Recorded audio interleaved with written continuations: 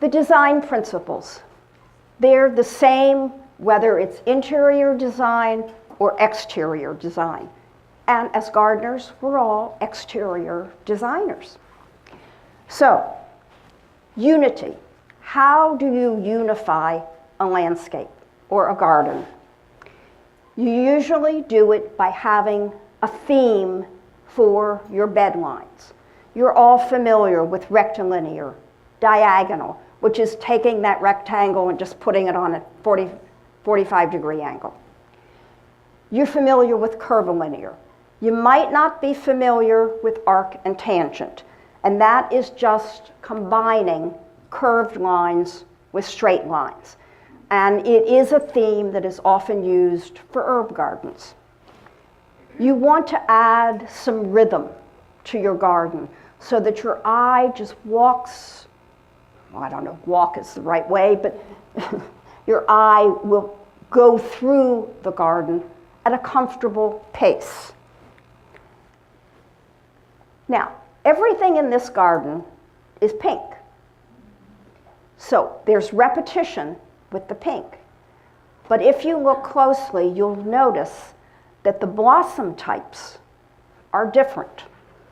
The hydrangeas are a round ball. The sedum is a flat head.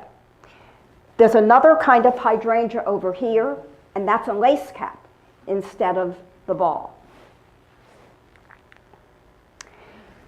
Here, the repetition is with one particular kind of plant, the little creeping forget-me-not.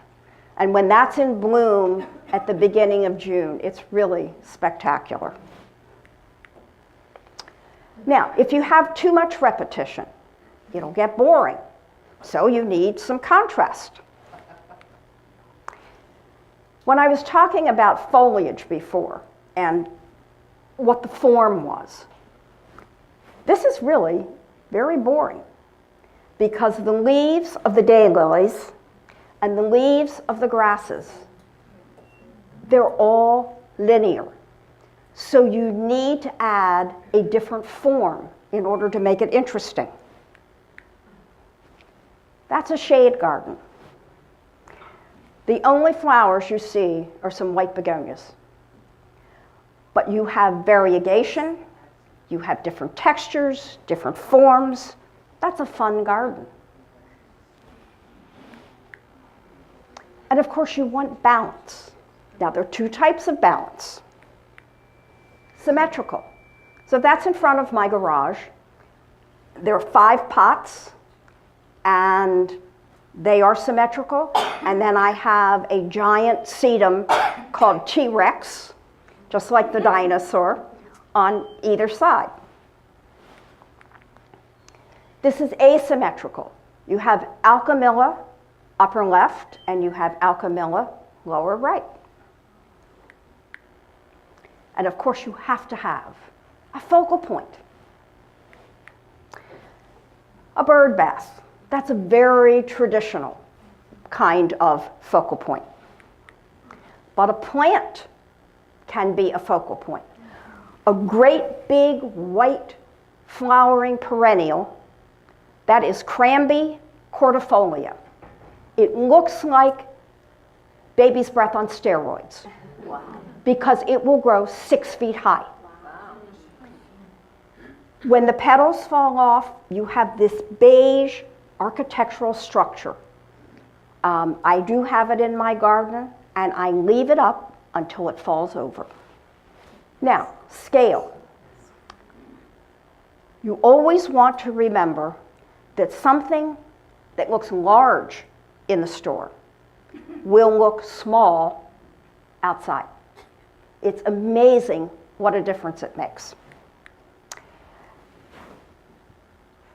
This urn on the pedestal. What you have here are 2 focal points competing with each other and out of scale with each other. If you're going to have an urn, a planter of some kind in front of the bench, it needs to be low so that you can see the bench. And so that when you're sitting on the bench, you're not looking up, You're either looking straight ahead or you're looking down.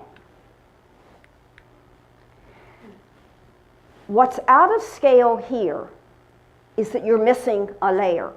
You have a really tall plant, you have a really short plant, and you don't have anything in between.